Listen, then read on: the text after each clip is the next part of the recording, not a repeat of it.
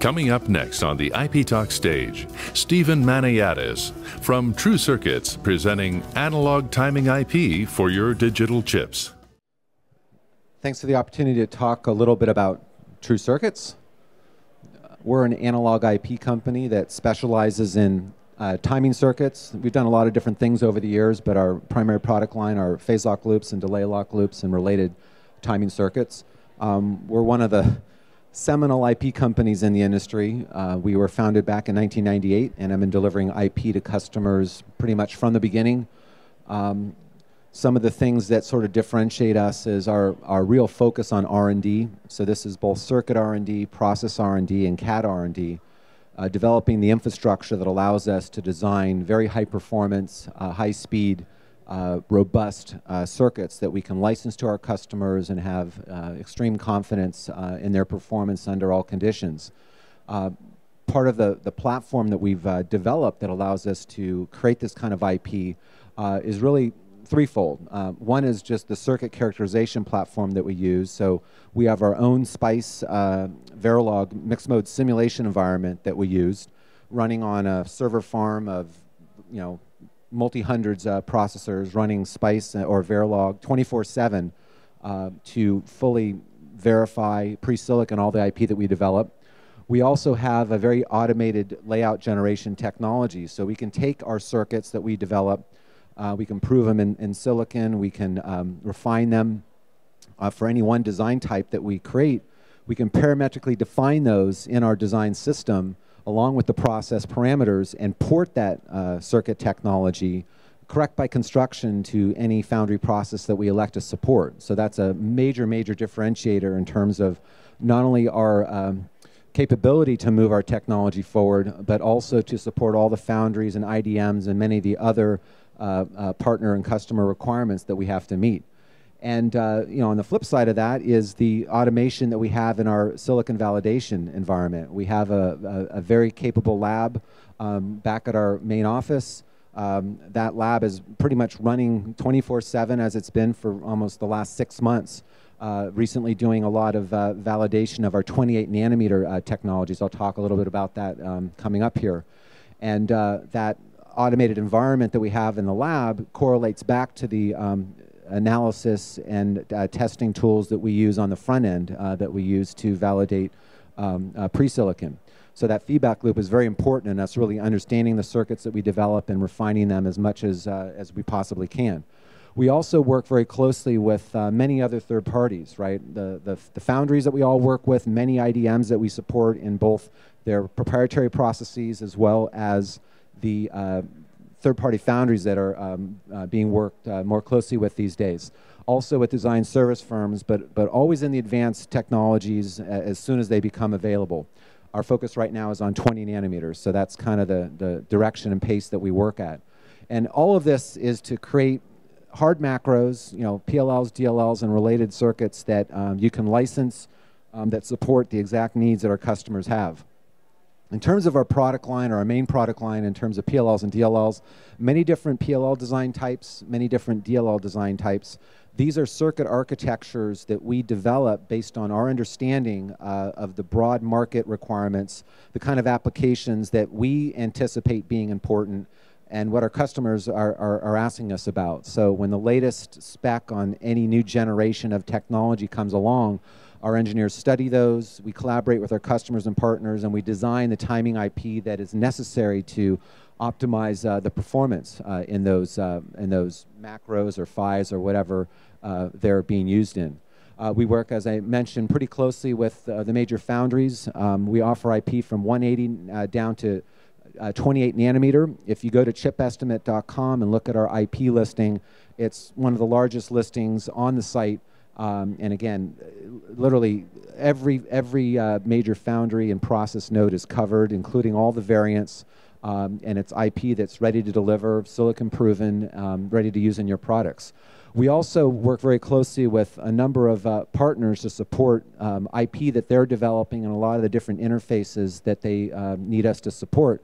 ARM is an example where we've been a very close technical partner of them for many, many years, probably 10, 12 years now, where when they come out with their new core architectures and want to take them to silicon to validate them, they use our IP to do that testing and deliver development systems to their hardware and software partners. Other distinguishing characteristics of our IP are obviously jitter and process tolerance. We design our IP in such a structured way that it is very immune to noise. It is very robust to any sort of variations that might come along in a process. Other differentiating features are large multiplication factors, very wide frequency ranges for any one macro.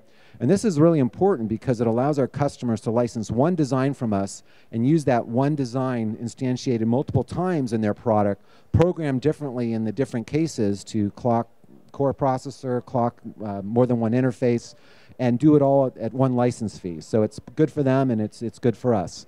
We also offer IP in different sizes, different form factors. That might be important in the case of like a DLL that's being used in a PHY, where it needs to be designed and structured in a way that fits with the I/O ring.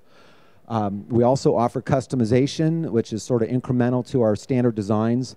The way that we design our IP and the different applications that they cover based on the various design types that we've defined, 80% of the needs that are presented by our customers are handled by our standard designs, but the other 15–20% might require some customization, and we're happy to do that. And of course, documentation and support is a very important part of our business and any company that's offering analog IP. And that's something that we take very seriously. We put a lot of effort in our documentation and putting in the time to support our customers all the way through production ramp. In terms of advanced process technologies that we've worked on, this is just kind of a little timeline, but we get to the next node very quickly. About every year and a half or 2 years, we're getting on to the next node. And these dates here, if we kind of jump ahead to the last year or so, our focus has really been on 28 nanometer, doing the development, doing the porting, and supporting primarily TSMC and global. So for TSMC, we completed complete test chips in 28 HP, HPM, and HPL. Those have been silicon validated in our lab, and we've done the same with Global Foundries in partnership at both 28 HPP and SLP. In fact, Global's lead customer in HPP is our customer, and we're proud to be able to participate in that. So in the last 6 months or so, and certainly this year, the priority is doing our R&D and development on 20 nanometer, and it's a lot of work, but it's important to stay ahead of the game. In terms of our business model, pretty standard IP licensing model where we're licensing our IP to customers. We get paid a license fee. We do both single-use and multi-use licenses, and there are no royalty payments involved with our IP. I might have mentioned before, we have lots of partnerships that are very important in how we access markets and how we support our customers. So there's many ways that you could end up getting our IP. You can license directly from us. You can license through our design partners or ASIC companies. You may have an IDM or someone, if they have an ASIC group doing development for you, you're very likely to get our IP that way.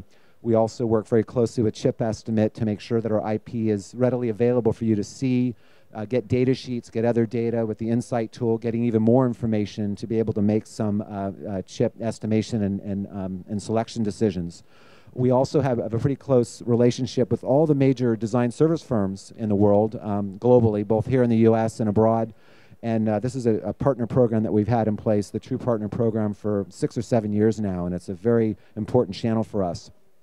We also work pretty closely with other IP companies who might be making larger PHYs or larger blocks, and they need high-performance timing IP, and we're happy to work closely with them. And of course, sales reps in different regions of the world help quite a bit to reach new markets. And it's really all about providing our customers, the IP that they need in a form that is very easy to use and easy to be successful with.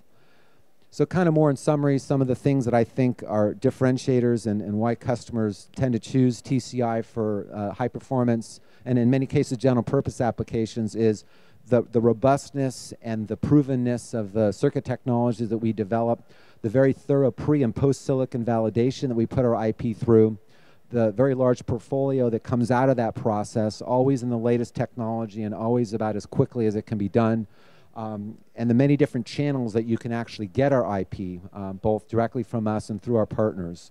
And we have engineers that are focused on a lot of different things, obviously circuit design, CAD development, but also we tend to put senior people or more experienced people in the support roles to make sure that the time that we do have to spend doing support, and it's actually not a lot based on the kind of IP that we deliver, our customers can get quick, very competent answers to move very quickly to the next step. So we're proud of our track record in terms of how many years we've been delivering IP and the countless hundreds of customers that we've done in support of well over 1,000 projects to date.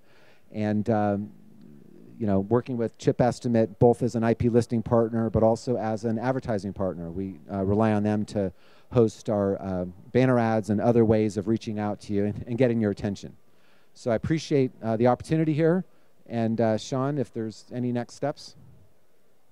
Well, I wanted to find any questions with Stephen. I mean, if I wanted to find out what is the importance of low jitter?